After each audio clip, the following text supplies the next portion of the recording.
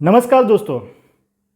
जीवन का असली मूल्य क्या है आज की इस कहानी के द्वारा समझेंगे, तो लास्ट तक मेरे साथ जरूर बने रहिए। तो दोस्तों, मेरा नाम है दीपक महायांशी। मैं एक कॉन्शियसनेस कोच हूँ, माइंड हीलर हूँ और एनएलपी सर्टिफाइड ट्रेनर हूँ। तो एक बार गौतम बुद्ध को एक आदमी मिलता है और वो आदमी गौतम बुद्ध को पूछता है कि मैं कई दिनों से परेशान हूँ, मुझे इस सवाल का जवाब ही नहीं मिल रहा है, कृपया करके आप मेरे ये सवाल का समाधान करें।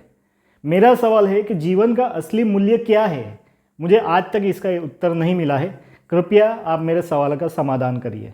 तो गौतम बुद्ध उसको एक बहुत ही कीमती पत्थर देते हैं और उसको बोलते हैं कि तेरे सवाल का जवाब मैं दूंगा, सबसे पहले तू ये काम कर, ये जो पत्थर तुम्हें दिया है इसकी असली कीमत क्या है वो ढूंढ के लेके आ। और वो आदमी मेरे सवालों का सही जवाब मिलेगा इसी खुशी के चक्कर में वो पत्थर लेके निकल जाता है। और सबसे पहले वो जाता है एक मौसम्बी बेचने वाले के पास और मौसम्बी बेचने वाले को बताता है कि ये पत्थर है, उसका क्या दोगे तुम। तो मौसम्बी वाला जो होता है वो पत्थर को आजू बाजू घुमा के देखता है, उसको अच्छा लगता है क्योंकि उसका कलर अच्छा था, चमकदार पत्थर था।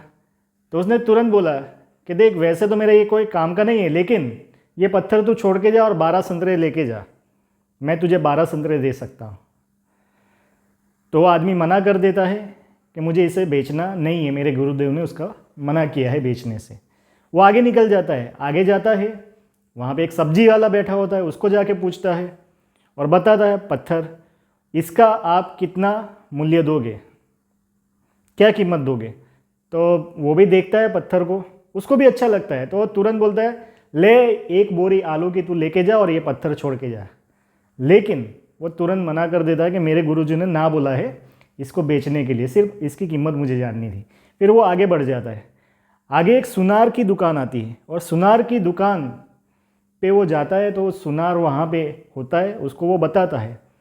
तो तुरंत सुनार के दिमाग में बत्ती होती है क्योंकि ये कीमती रत्न होता है, तो वो इसका वैल्यू उसको भी नहीं पता होता है, लेकिन फिर भी वो बोलता है कि एक काम कर, तू ये रत्न मेरे पास छोड़ के जा और 1000 सोना मोहर लेके जा।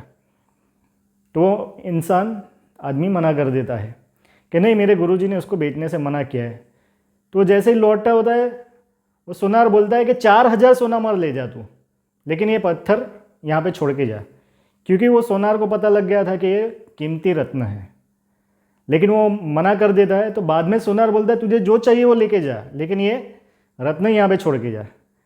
तो वो मना कर देता है कि मेरे गुरुदेव ने इसको बेचने से मना किया है। फिर वो आगे बढ़ जाता है और आगे जैसे ही बढ़ता है उसको एक जौहरी की दुकान दिखाई दी जाती है। वहाँ पे वो जाता है, जौहरी को दिखाता है और जौहरी के हाथ में जैसे ही वो रत्न आता है वो आश्चर्यचकित रह जाता है। सबसे पहले तो वो एक लाल कलर का कपड़ा बिछोता है और उसके ऊपर वो कीमती रत्न को रखता है, फिर उसकी प्रदक्षिणा करता है, चारों तरफ घूमता है और फिर अपना माथा टेकता है और फिर बोलता है वो आदमी से कि तुझे ये बेशकीमती रत्न कहाँ से मिला। अगर पूरी कायनात बिक जाए, पूरी दुनिया बिक जाए, पूरा ब्रह्मांड बिक जाए, तो भी इतना अनमोल रत्न, इसकी कोई कीमत कोई अदा नहीं कर सकता, इतना अनमोल है ये। और वो आदमी आश्चर्यचकित हो जाता है और वो रत्न लेके वो वापस अपने भगवान बुद्ध के पास चला जाता है और बताता है कि भगवान, पूरी घटना वो सुनाता है कि ऐसा ऐसा हुआ, अब आप मुझे बताओ मेरे सवाल का जवाब कि जीवन का मूल्य क्या है।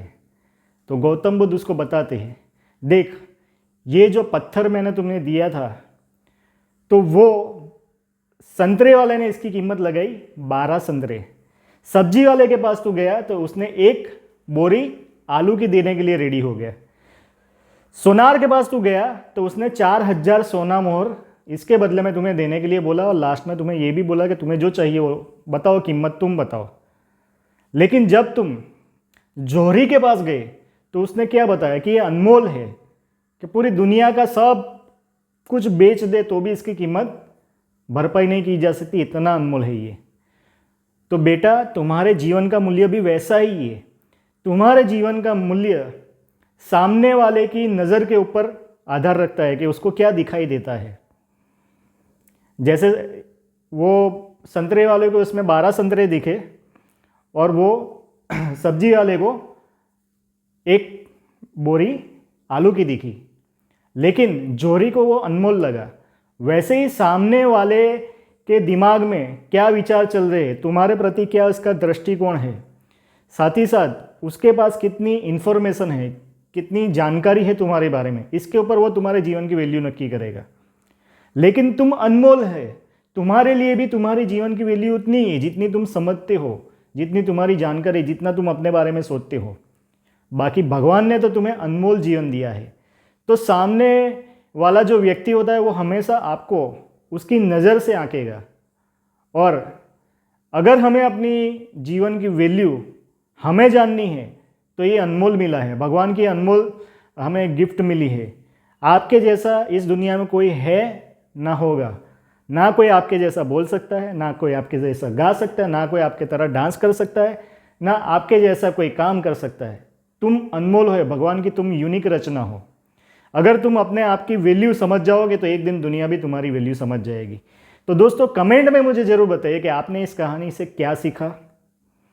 वीडियो अच्छा लगा है तो इसको लाइक कर दीजिए, मैक्सिमम लोगों के साथ अभी के अभी शेयर कर दीजिए, और अभी तक आपने मेरी चैनल को सब्सक्राइब नहीं किया है तो इसको सब्सक्राइब कर लीजिए। क्योंकि दोस्तों ज़िंदगी में आगे बढ़ना है तो हमें अच्छी चीज़ों के साथ जुड़े रहना बहुत ज़रूरी है।